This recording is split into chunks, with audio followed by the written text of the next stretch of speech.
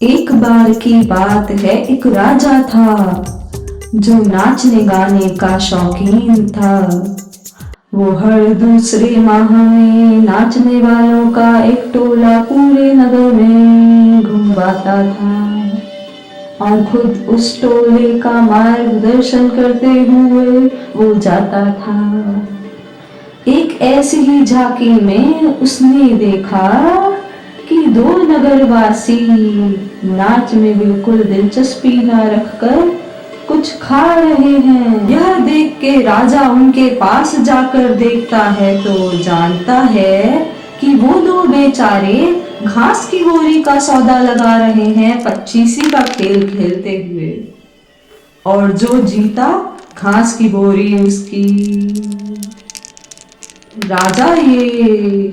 राजा ये सोच के अचंभित रह गया, भला घास की बोरी जीत के क्या करेंगे ये लोग, ऐसा सोचा।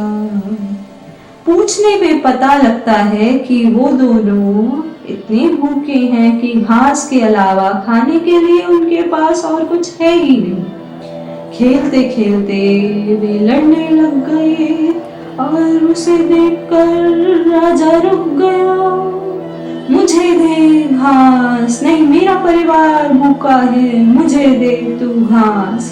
राजा बोलता है, ठहरो ठहरो, क्यों झगड़ते हो? आओ मेरे घर, आओ आओ, मैं तुम्हें भरपूर खाना दूंगा। यह सुनते ही पहला आदमी बोलता है, हुजूर, मेरे तो एक बीवी और 5 बच्चे हैं, वो वहाँ पेड़ के पास बैठे हैं।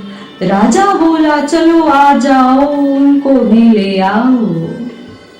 इतने में दूसरा आदमी बोल पड़ा, हुजूर, मेरे भी एक लुगाई और 7 बच्चे हैं। राजा खुशी से बोला, अरे बढ़िया, सब बैठ जाओ और चलो।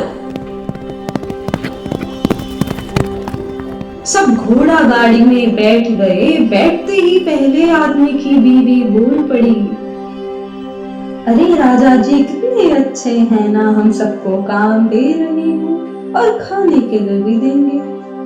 परंतु यही सुनकर आदमी बोला, ना ना, मुझे दाल में कुछ काला लग रहा है। तभी एक कुआं आया और आदमी ने गरीब औरत की कहानी शुरू की।